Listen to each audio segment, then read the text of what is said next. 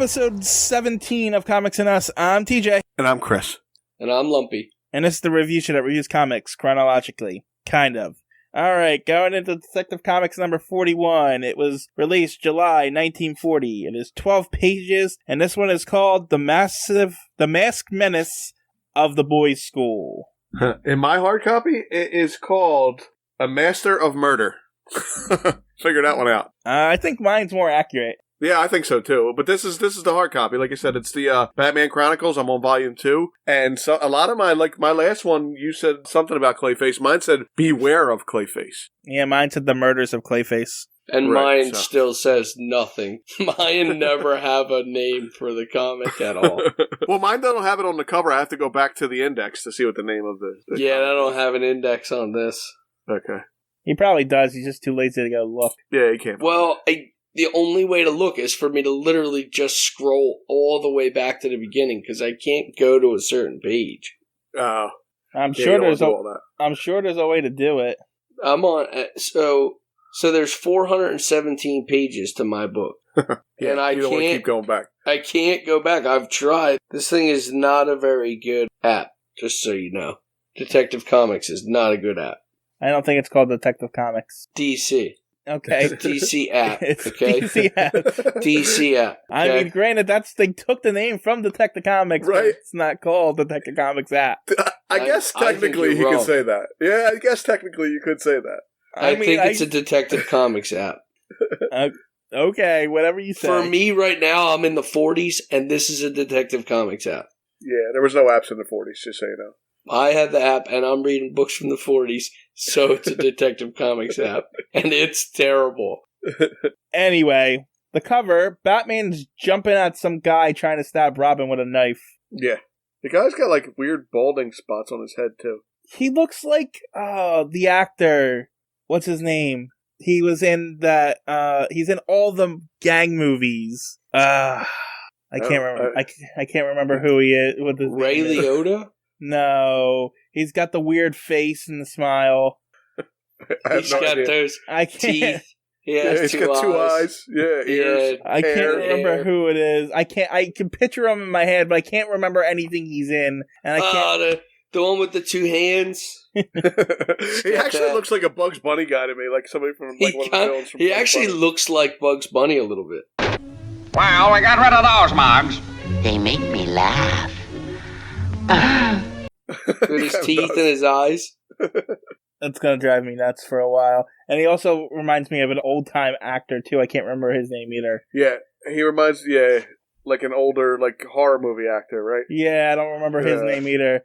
But they're both actors. I can't remember for the life of me who they are, what they're in. This is great for podcasts. It is amazing. We've really set the bar high here, guys. Our last episode pretty much was just blocked out by the storm. And this one, we can't remember anybody's name. So. He looks like that guy from the movies, from the gang. Oh, it's gonna bother me. I think he's in Adam Sandler's movies, too. Oh, it looks like, I can't think of his name. Oh Ben my God. Stiller? He was in Boardwalk Empire. Yeah, that's what about. Yeah, that's who I was thinking of. Steve Buscemi? Steve Buscemi. There you go. You know, I never remember that guy's name. Every time I see him, I say, that's Ed and His Dead Mother, because he was in a movie called Ed and His Dead Mother. Yeah, Yes. that's where I remember him from. And he's in a million movies, and I always remember Ed and His Dead Mother. I love Steve Buscemi. He's cool. He's really good. He's Mr. Pink, isn't he? Yeah, yes. He's in Reservoir Dogs too. Yeah. I couldn't remember a single movie. I couldn't remember anything. I just remember he was a gangster in one thing. And Boardwalk Empire. And somehow I got it from you saying Adam Sandler movies, which he doesn't star in those movies. No, he's just in them. He's in a few, though. He is in a few. He's always a weird, googly-eyed guy or something. Oh, We're putting lipstick on. That's funny. This is so bad. Anyway, what I want to know is on this cover, it looks like it's sunset, but the full moon is out, or is that the sun? I don't know if it's the sun or the moon. And Batman, well, because the sky's red. Yeah, that's my point. So I mean, I guess it's the sunset. I don't know. And Batman's doing like a swan dive off of something. I don't know where he's diving. Yeah, out of nowhere, because the silhouette of the city is like in the background, but it almost looks like it could be mountains and not really Or a like city. China or something. Or right? It doesn't look like American Or buildings at all. trees. Or the trees. They're real blocky and weird. I just know it says, "Here comes the Batman again." So if you look at Batman from a different perspective, he looks like he's going to come up just short of tackling him. He's going to miss. His He's going to fall hands behind him. aren't reaching. Oh, and then Robin's dead. The end. So I just noticed, and it was on the last cover too, and it's probably been all the covers, but it says Bob Kane in the corner of the comic. I just saw that too. For some reason, it's real prominent this time. I guess because of its placement. And the color. It was on the last one, for sure. I know, I went back and checked. Yeah, it's white on the last one. It was pink on this one. Maybe it's the pink. It might have been on the one before that. No, it's not on the one before that. Weird. Yeah. So Bob Kane was kind of a glory hog a bit. Anyway, Detective Comics is still 10 cents, but we open up outside of a school, I think. Yeah, I think it's a private school. Yes. I don't like these opening splash pages. Oh, it says Blake School for Boys. Because they kind of spoil things right in the beginning. Right. Because it has nothing to do with the story. It's just kind of like a splash page of what's going to happen. And I don't really like them. It is a little foreshadowing. And if you've read it before, it's going to make you remember, oh yeah, that's the one with the school. Yeah, I guess. Anyway, so this guy climbs over a fence with a knife in his hand. He's a homicidal maniac. He's escaping and he's already got a knife in his hand. Yep. So he escaped from the mental institution.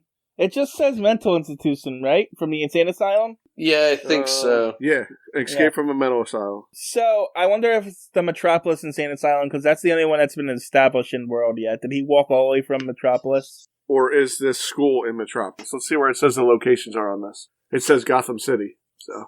I mean, it always says Gotham City. Yeah, it just says Gotham City most of the time. Anyway, this guy climbs over the fence, and then we have a dead janitor. I wonder who did that. I don't know. It could be a mystery. And then it goes from the guy over the fence, dead janitor. Then we're in a boy's bedroom, and he says, "Yow, or you? What do you want, you?" And then in the paper the next day, Robin's reading that a boy's been missing and a janitor was killed. Yeah. Now, during this comic book, it gets a little weird with the bubbles. Like, I always read right to left. I mean, left to right. Yeah, I read right to left. I always read left to right. But if the bubbles... read right to left. If the bubble's above it, sometimes it's ahead of it and sometimes it's not. I've read the bubbles out of order starting in this comic book for some reason. Yeah, I have trouble with that sometimes too. It's not really clear who's supposed to be talking first, especially if they're vertical on the vertical axis, if there's like three on top of each other. Yeah. It's so hard how to do you tell. know where to start? Do you start from the right and read to the left? Do you start from the left, read to the right? Do you go top to bottom? You're supposed to do top to bottom, left to right. So in that like the fourth square where it's the same person talking, you read the first bubble to the right, and then the bubble on the left, and then the bottom bubble of that on the right. The trick that I learned is just you just read the bubble of the person that's on the left. Well, the problem is what you just said, Lump. This first one is where I started talking about it. The bubble to the left is the first one, and it's the one underneath, the one on the top. I think that's for emphasis that it's loud. Or that it just fits on the page that way. Yeah, that one's weird. I was looking down at the next one, because if you go to the one to the right, you can see Bruce is talking first, even though his bubble's on the right. Right. Oh, so how do you know he's talking first? No, you're supposed to read the left first. Yeah, you're supposed to read the person on the left first, is what I learned. Even though it's lower. Okay. Wow. Okay. Yeah, it's weird. That is weird. I didn't catch it when I read it, but now looking at it, I did. I don't know if it's for everything, but it seems to work a majority of the time. You just read the guy that's on the left. Well, I'm going to tell you something right now. That, yeah, you're getting ready to say it, but this comic has way too many words in it. Maybe that's what it is. This is the first one I had a problem with, and maybe it's because it's got too much dialogue. It's way too much dialogue for a comic. For me, anyway. It's too much. I had a hard time reading this one. And I thought it was really good when I got through it, but I had a hard time reading this comic. It might as well have been a novel at this point. You might have put this it on one was long. Printed paper. Yeah. This is the second one that we're doing in this batch, and this one, the last one, and the next one, they were all felt like they were pretty long. Yeah. So, I mean, I like this, but like I was telling Uncle Chris off screen, that this is more of a detective story. There's not a lot of action to take up a lot of the panels, so there's going to be a lot more going on with dialogue bubbles.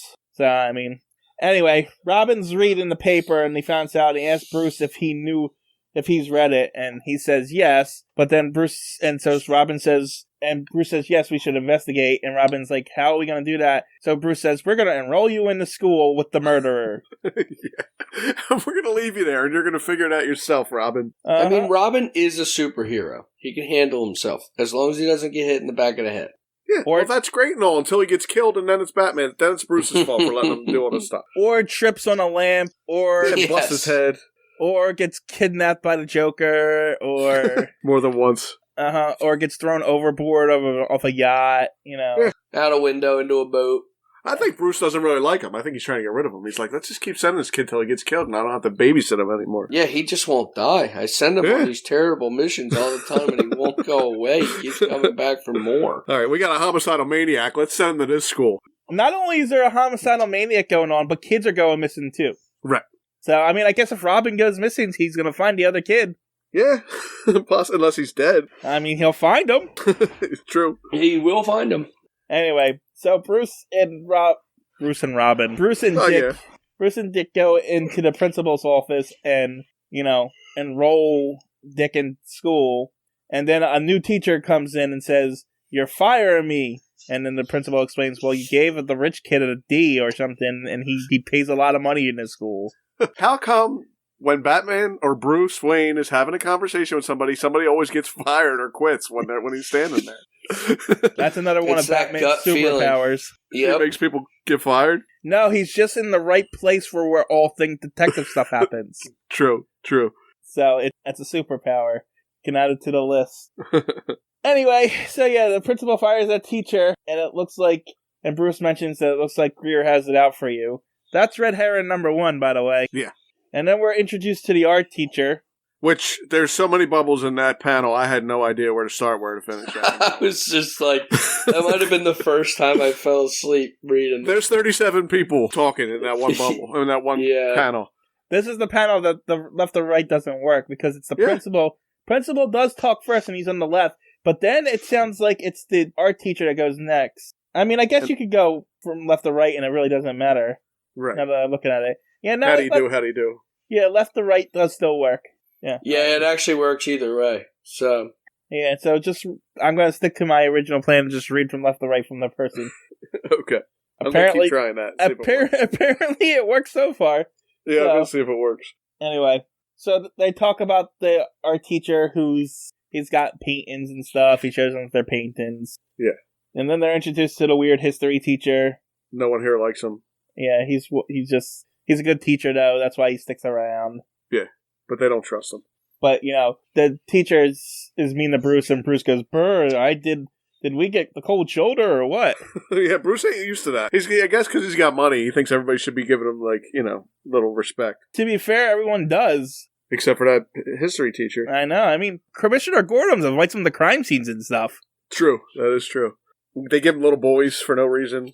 I like the lounge room stuff in this comic was cool. Like the boys' dorm rooms and stuff. We're not there yet. Spoilers. I'm going through. Anyway, apparently there are policemen all over the place. And Bruce tells Dick to investigate. And Dick's like, how am I supposed to do that? And then he says, figure it out. Yeah. Not like that, but pretty much. Pretty much, yeah. You're on your own. Go do it. Yeah, basically, you're going to go to this school, so just deal with it. That's pretty... And he never really gives them any real instruction. He just tells them to go. He tells them there's stuff to do here. Figure it out, and let me know when you do. And, again, we have a problem with these police who don't even find the kid's diary. Yeah, I know. We'll get to that. It's terrible. So they're looking for this kid's diary, which I don't even know how they know he had a diary in the first place. But because somebody tells them to look for Ted Spencer's room for his diary. Oh, right. But then, so the cops can't find it, and so Robin finds out from this other kid about, who the kid that disappeared was and stuff. So Robin goes to the room and immediately finds the diary. Yeah, no problem. We're right in and finds it. It It was in a different cover, so all the cops had to do was open a book. Yeah, exactly. It was just disguised as another book. They didn't pick up any of his books, apparently, because it was lined in the pile with the other books, so. Yeah, they didn't even skim through. Oh, this is interesting. No. It was like, nope, can't find the diary. These are just books. Don't look over there. We're looking for a book, but don't look at the books. Anyway, so Robin finds the diary, and then a masked man comes in and takes the book. Yeah, he just snatches it right out of his hand. Give me that. Who's dressed like Clayface? He is dressed like Clayface. And the first panel where they show him, I thought he had like a bird's beak or something. Yeah, you see that? That's why I said it's like, weird. At first I thought it was Clayface, and I'm like, oh, they're bringing him back, huh? And then I realized it's not. It's just a guy. So after Clayface snatches the diary, Robin says, "You're not the only one that wants that diary," and punches him in the face. It says, "Tag, you're it." So I almost said Clayface. So this masked guy picks up a chair and breaks it over Robin's head. Yeah. But it doesn't knock him out. It just staggers him. And so the masked man runs out, Robin goes out in the hallway and loses him, just like every other cop.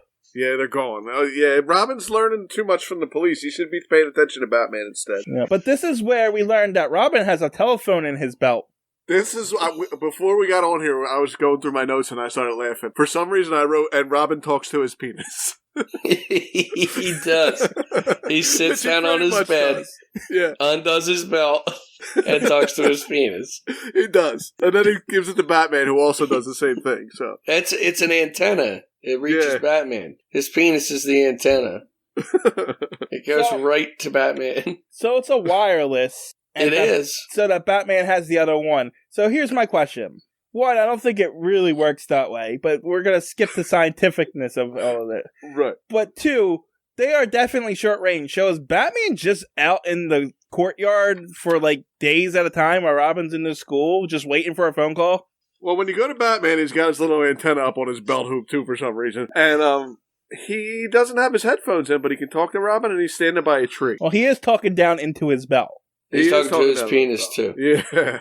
But my point, I'm just curious, is that if Batman's just sitting in the courtyard waiting for Robin to talk, why doesn't he do a little bit of detective in himself? Because he's like, I'm tired. Let's let Robin I'm going to lean against this tree and wait for him to call me. For like 4 days? Well, no, it's only when Robin puts his outfit on that Batman goes there. You ever notice that? Like, Robin's never in his Robin outfit and Batman's Bruce Wayne. That's true. So when one gets changed, the other one automatically turns into the other one. And then shows up near him, apparently. Because, like, when Robin gets thrown off a building, Batman's automatically there. I think they got, like, some kind of magnets or something. No, I think it's more like when one gets changed, the other one automatically, their costume evaporates onto them. Oh, it just comes on. Yeah, but Bruce Wayne was still sitting out there for days out in the courtyard just waiting for it to happen. Anyway. I'm guessing a lot of it happens at night, though. It almost seems like especially in this comic, where Robin's not doing a whole lot of work during the day. It's kind of at nighttime when he's in his Robin suit. So Batman maybe is waiting around at nighttime. Maybe. Right. But they were both at the school during the day. So... Right. But not dressed as... No, but not dressed as that. So Bruce went outside into the courtyard and waited for Robin to get dressed. And call him, put on his costume in the courtyard, waiting for Robin to call. It's his gut tells him, get your suit on. It's time. That's fine. But he was still out in that courtyard for at least 6 hours. Anyway, the masked man reads the diary and then throws it into the fire. Because... That's what you do. When you're done with a book, you throw it in the fire. Is that how it works? Yeah. What, you're going to read it again? No, you throw it in the fire. So I had, Batman Chronicles Volume 1. It's in the fire. I'm on Volume 2 now. I see. I didn't know that's how you do it. Yeah. You're not going to read it again. No, I guess not. Not after you podcast on it, you're not. Right. That's fair. Anyway, so Robin's outside for some reason now.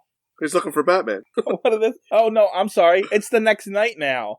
Oh, yeah, the next night Robin is once more on the prowl. Yeah, that's why he's outside searching. And he finds the escaped mental patient who tries to kill him. Yeah, he does. He still got his knife, too. He already killed somebody, right? He killed the janitor, yeah. Yeah, so now I know you're a keeper. And he killed... Robin comes upon him killing another janitor. That's what happened. Yeah, that's what it was, the second janitor. And so the janitor says, "You're one of them too," and tries to attack and kill Robin. But Robin judo flips him and knocks him out, I guess. He flips him a couple times. Yep. Yeah, then knocks him out. And then the next day, everyone's all happy because the crime's been solved, right? Nothing's... What, Robin knocks him out and then runs away so the cops can find him, right? Is that what happened? Yeah. Okay, so then everybody's, yeah. And the next day, the teachers are all happy. Hey, problem solved. Killer's been found. I guess everything's back to normal now. We're good. Nobody found the kid, though. Nobody worried about the missing kid. Nope. So apparently the mental patient was just an escaped mental patient. He was killing janitors because they thought they were staff from the asylum trying to take him back, and he thought Robin was one too. Right. So he's just a red herring. Right, yeah, that's pretty much, they explain that and then move on to the next part of the mystery. So it's basically, that was it. He was the murderer, and then they're done. So the history teacher is in his own panel in a circle like a Looney Tunes exit and says, The case is finished, is it? Mr. Blake, you have forgotten about the missing child. Oh, right. He does mention Ted Spencer. Yeah, but the other two were like, no, the kid's fine. Who cares? Oh, that's right. There was a kid missing. Anyway, Robin decides to climb up into the principal's office to find, dun dun dun, the principal's dead. Yep. Blake's dead. So the cops come and they find the dead body and they arrest the teacher that was fired from earlier. Right. You killed, then they're telling him already, you killed Blake, didn't you? Yeah. You hated him because he discharged you from school. Those cops are going to rough this guy up and get a confession. Oh, yeah. Yeah, well, I mean, that could end right there. So the confession goes on for a few pages, but Batman and Robin are talking and stuff, but I wanted to bring attention to the side panel. It says, who do you think is the mystery murderer? Who do you think is the masked menace? Check which person you think it is. And it has a picture of the fired teacher, the principal, the art teacher, the creepy history teacher, or the serial killer. Who do you think it was, guys? Well, listen, I know it's not the principal or the escaped mental patient because they're already done. Right, they're both dead. I don't understand. No, the mental patient. The mental patient was just arrested. Doesn't mean he couldn't have kidnapped the kid the day before. I guess the kid could be hidden off somewhere. Yeah, dead, but they're not asking who kidnapped the kid. They want to know who the murderer is. And the murderer can't be Blake because he's the one that's dead. And the escaped patient is arrested. He was arrested before the guy was dead. Before Blake was killed. It's also asking who you think the masked menace is, though. Okay. I picked the history teacher when I was going through it. Yeah? Did you pick one, Lump? I picked the history teacher, too. Did you? I initially picked the history teacher, but then I thought about it. And I was like, no, it's the art teacher. I've seen every Scooby-Doo movie ever.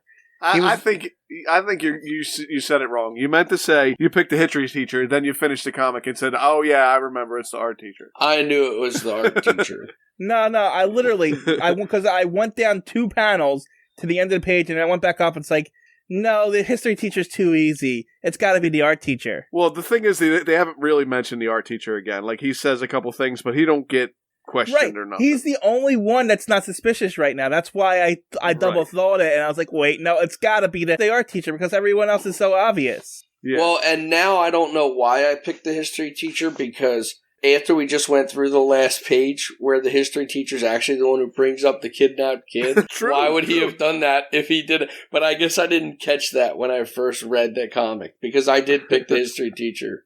Right. And like I said, he was my first choice too. But then I got down 3 panels. I was like, no, that's wrong. It's got to be the art teacher because nothing else makes sense. Because it's obviously not the guys the cops are interrogating, or else the comic would be over. Yeah, and I thought the same thing. It couldn't be Greer. I think I just didn't like that history teacher because he gave Batman the cold shoulder earlier. So that's possible. He's guilty anyway. To be fair, he gave it to Bruce Wayne, not Batman. True. And Bruce Wayne's kind of a dick.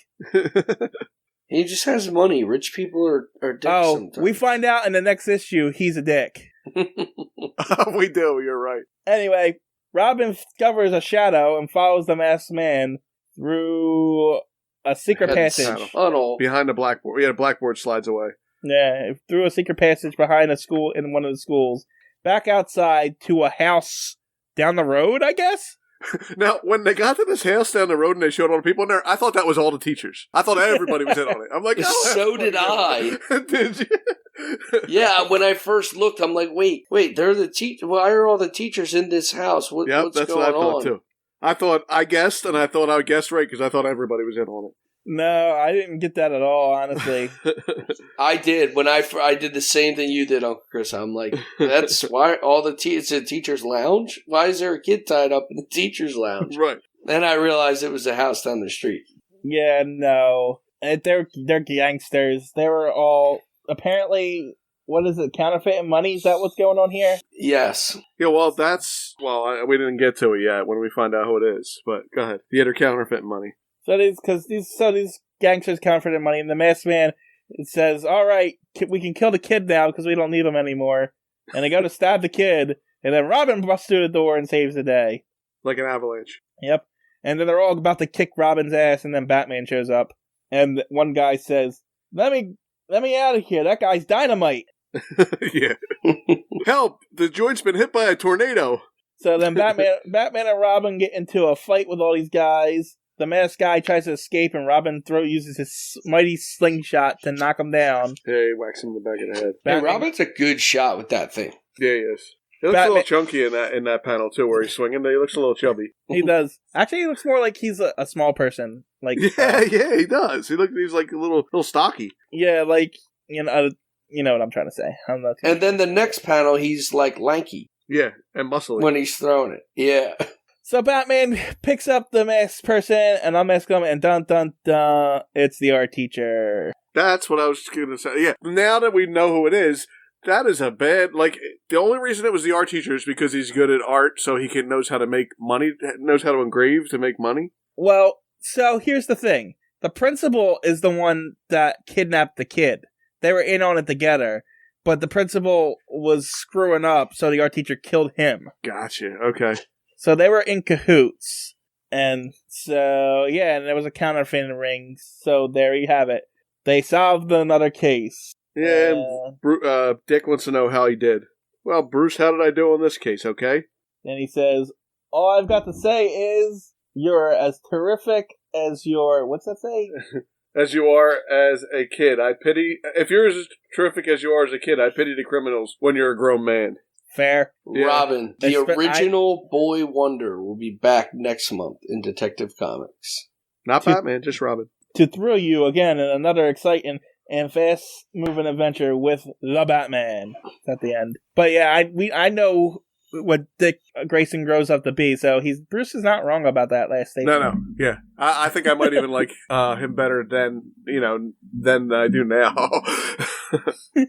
Yeah. So, anyway. Our appearances were Batman, Robin, Mr. Blake, which says first and only appearance to date. These all say first and only appearance to date. Mr. Blake, Mr. Graves, Ted Spencer, Greer, and Hodges. Well, to be fair, Detective Comics is still going, so they could bring back those characters if they wanted to. Yeah, so I guess it is to date. Yeah, it makes sense. Yeah. I'm sorry, go ahead. No, that's it. Mr. Blake, Mr. Graves, Ted Spencer, Greer, and Hodges. No weapons or... No, it just says location Gotham City. Oh, okay. Yeah. So, I mean, that one was a little lamer. Yeah. I'm not kidding you. I fell asleep 3 times trying to read that one. It felt like you were reading, like, what are those kid detective books? Like Nancy Drew and her Hardy Boys or something? Yeah. Yeah, you know, they kind of feel that way. It gave you one of those panels. Which one do you think it is? So, I don't know. Anything I got it wrong, so. I got it wrong too, so we all got it wrong, but, Anyway, anything else to say about that one? No, I'm good. Alright. Then I guess it's joke time, Uncle Chris. Oh my god, the best part of the whole episode. Here we go. You ready for this one? You thought last week's one was good? It depends on the joke. You think last week's one was good? You ready for this one? What do you get when you combine Robin with a Vitamix? I don't even know what a Vitamix is. Well, I'm going to tell you right now. You get Robin the Boy Blender. Come on. Last week was so good. I told you they only get better from there, didn't I? Yeah, that one's bad. That one's really bad. You might need to edit that one out. Nope. Goodbye. See ya.